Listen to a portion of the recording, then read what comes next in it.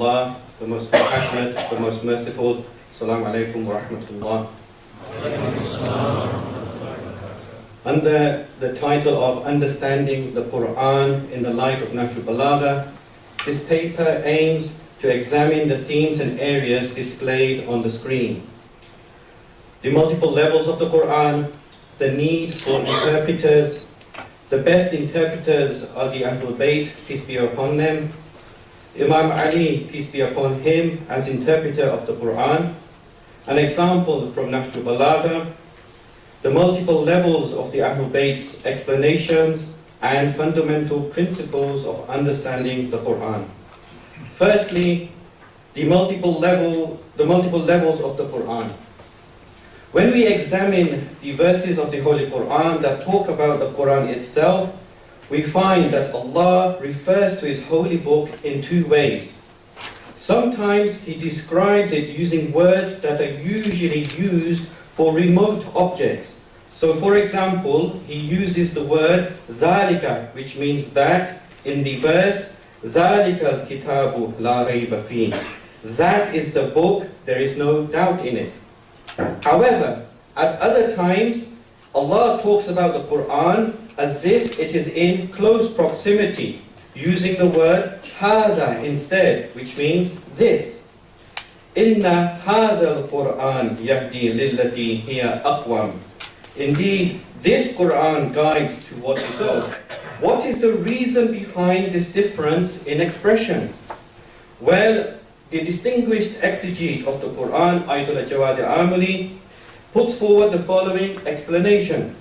He says that it is due to the unique nature of the Quran.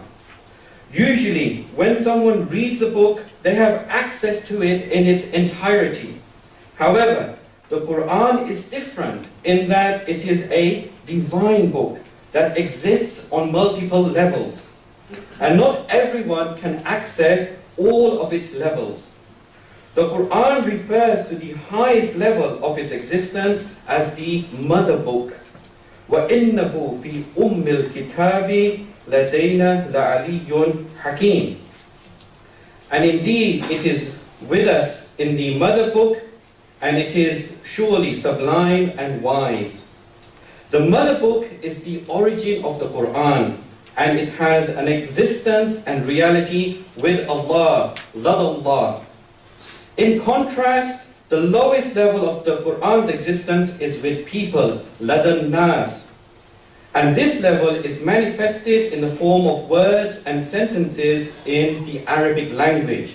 Ha mim wal kitabil mubin inna ja'alnahu Qur'anan Arabiyyan la'allakum ta'qilun. Ha mim, by the manifest book, we have made it an Arabic Quran so that you may apply reason. This brings us to the next theme, the need for interpreters. If the Holy Quran exists on multiple levels, it follows then that the depth of meaning contained in its verses also exists on multiple levels. As Imam Ali ibn Abi Talib in Nahjul Balagha eloquently explains, وَإِنَّ الْقُرْآنَ ظَاهِرُهُ عَنِيقٌ وَبَاطِنُهُ عَمِيقٌ. Indeed, the outer aspects of the Quran are beautiful and its inner aspects deep. The verses of the Quran have a universal attraction, and certainly at one level they can be understood by everyone, which of course is a necessary requirement for a book that has been sent to guide the whole of mankind. However, in order to access the deeper meanings of the Quran, guidance of people who can correctly interpret and explain the verses is required. As Imam Ali says in Sermon 125, this is the Quran. It is made up of lines covered between two boards. It does not speak with a tongue, and an interpreter for it is absolutely necessary. Men alone can speak about it. And this leads us to the third theme, that the best interpreters of the Quran are the Ahlul Bayt. Knowledge of the deepest levels of the Noble Quran is found in a very select group of people. Imam Ali is reported to have said, Allah has divided His speech into 3 parts. He has made one part of it known to both the knowledgeable and the ignorant. One part known only to he who possesses a clear mind, gentle feelings, and correct discernment from among those whom Allah has opened their chest to Islam. And one part is not known by anyone except Allah, His trustees, and those firmly rooted in knowledge. So, who are these trustees and those firmly rooted in knowledge? And what special attributes do they possess?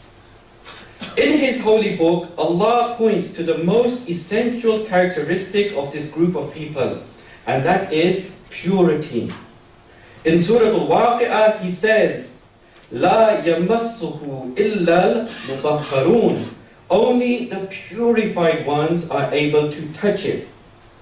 Some exegetes explore the possibility of the word mas, which means to touch, having a double-layered meaning in this verse. That is, touching the Quran physically and spiritually.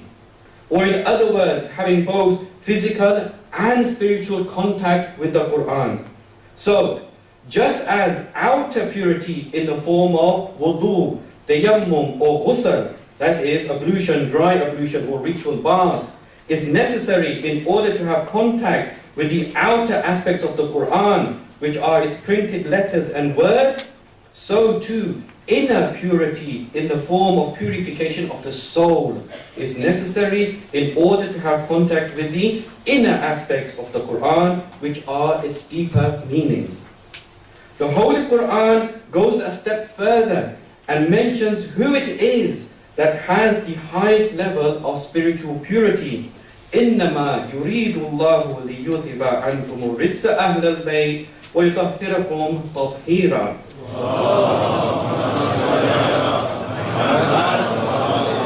Indeed, Allah intends to keep away all types of uncleanliness from you, Ahlul Bayt, and to completely purify you.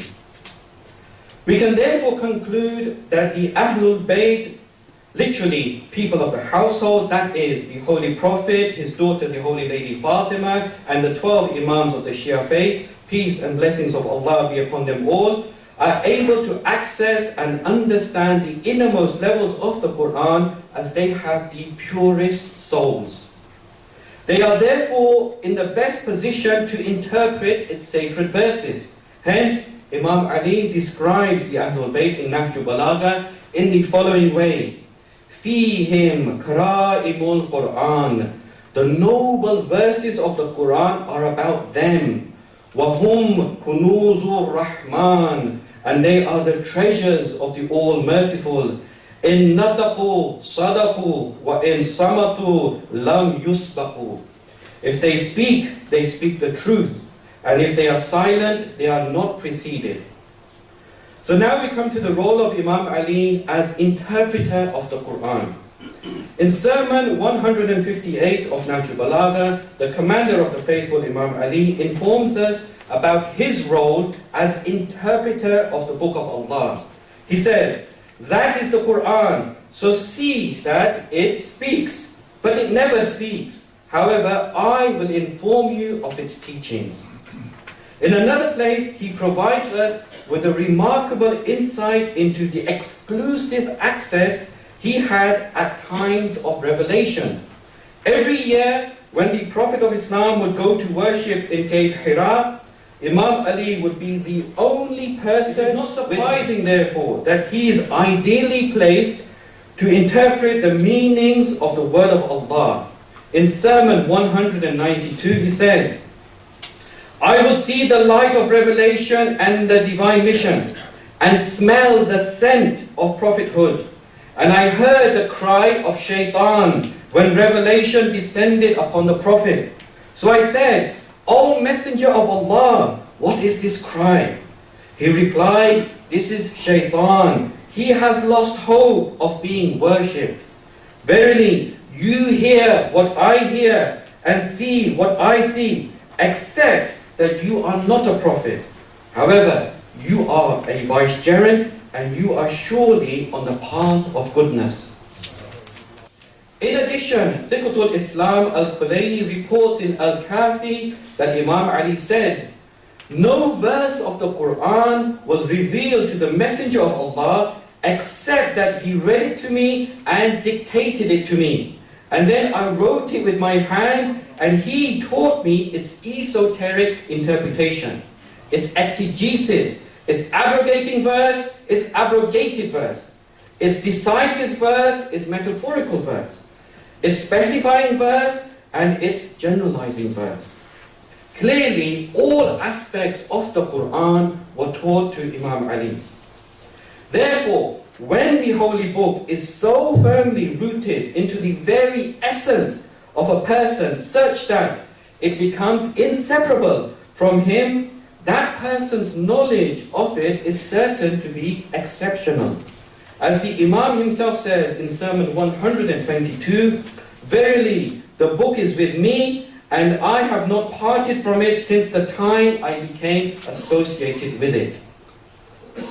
I would now like to cite an example from Nahjul Balagha to help us get a better idea of how Imam Ali enhances our understanding of the verses of the Book of Allah.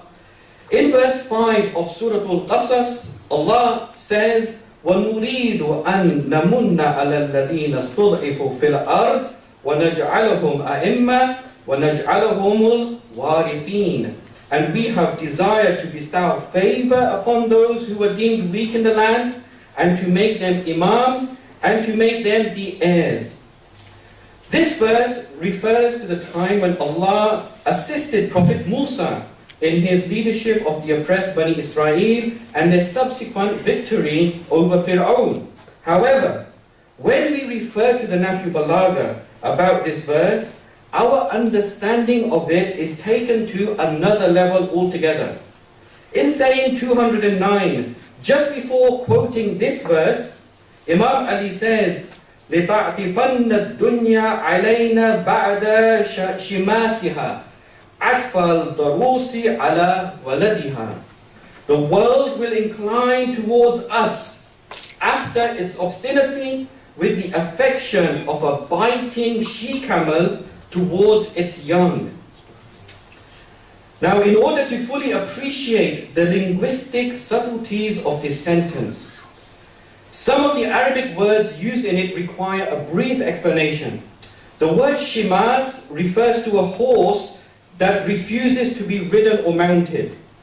The word ad-darus refers to a she-camel that bites at her milker in defense of her milk which she wants to reserve for her young calf.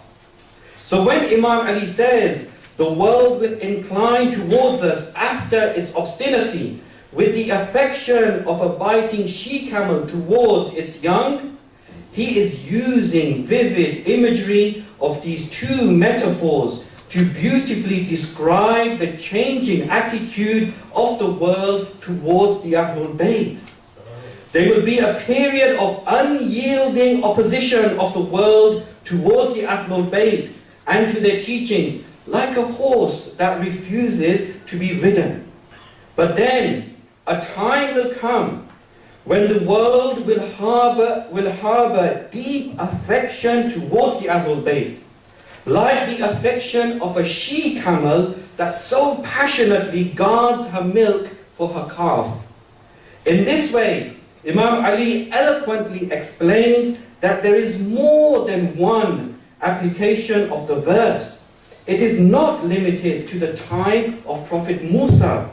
Rather, just as Allah assisted His divinely appointed representative to free the people of the oppression of Fir'aun and to establish justice in the land, so too will He assist another of His divinely appointed representatives, the awaited Savior Al-Mahdi, to free the people from the oppression of the Fir'auns of his time and to establish global justice. This leads us to the multiple levels of the Ahlul Bayt's explanations.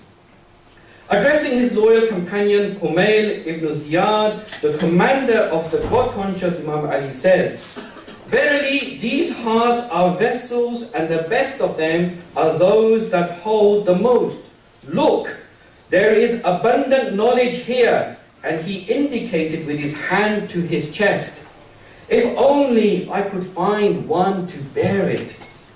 Despite Kumail being one of the most distinguished companions of Imam Ali, the Imam's knowledge was so great that he could not teach all of it to him, as he did not have the capacity to bear it. As the Prophet of Islam stated, we have been instructed to talk to people according to the capacity of their intellect. It is not surprising, therefore, that the Ahlul Bayt do not explain the meanings of verses of the Holy Quran to everyone in the same way. To some, they explain the apparent meaning of a verse, and to others, the deeper meanings. And in the actual full-length version of the paper, I have given many more details about this and other areas of today's presentation. Finally, Nahjul Balagha also provides us with invaluable guidance as to how we can better comprehend the verses of the Noble Quran. Three of the most fundamental principles mentioned in Nahjul Balagha that must be observed in order to attain an enhanced understanding of the Quran will now be examined. The first principle concerns understanding the Quran by means of the Quran itself. The Book of Allah is the first and most important source for understanding its verses. Referring to the Quran, Imam Ali says in Sermon 133, and parts of it speak about other parts, and parts of it testify over other parts. This is because, although there are more than 6,000 verses in the Quran, they all work together with perfect coherence and effectively form one speech. Another fundamental principle is the need to refer to the Sunnah, that is, the words and practices of the Ahlul Bayt. In saying number 432, Imam Ali explains this principle as follows. Verily, the friends of Allah, the awliyaullah, are those who by their help the book is known, and by its help they know. And by their help the book stands, and by its help they stand. This statement and others like it point to the inseparable nature of the Holy Quran and the Ahlul Bayt, who are the most perfect friends of Allah, and to the necessity of grasping onto the Quran and the Ahlul Bayt. And the third principle is the prohibition of interpreting the book of one's speculative opinion, tafsir bil-ray. Tafsir bil-ray refers to interpreting the verses of the Holy Quran according to one's own opinions without employing the correct methods and principles of interpretation. The commander of the God-conscious Imam Ali reports that the Holy Prophet said, Allah, majestic is His Majesty, said, whosoever conducts exegesis of my speech, meaning the Quran, based on their speculative interpretation, does not believe in me. Imam Ali refers to this type of interpretation in letter 55 of Nahjul Balagha, which is addressed to Muawiyah ibn Abi Sufyan. The Imam writes, Allah has made one of us an authority over the other. You leapt upon worldly matters by misinterpreting the Quran, and you called me responsible for something that neither my hands nor my tongue committed, referring to the murder of Uthman ibn Affan. And you and the people of Sham opposed it by accusing me. So, how can we ensure that we never fall into the same trap? The Commander of the Faithful tells us the answer in Sermon 176. We must submit to the Quran and always evaluate our thoughts and wishes in light of its teachings. He says, suspect your opinions if they are contrary to the Quran's, and consider your carnal desires deceptive in light of it. In conclusion, bearing in mind the status of Imam Ali as interpreter of the Holy Quran, it is not surprising that his sermons, sayings and letters in Nahjul Balagha provide us with many invaluable insights into matters relating to understanding the Book of Allah. Whether we want to know more about the nature of the Quran, or about the meanings of its verses, or about how we can better understand it, Nahjul Balagha is an indispensable source of guidance and inspiration for us all. Thank you.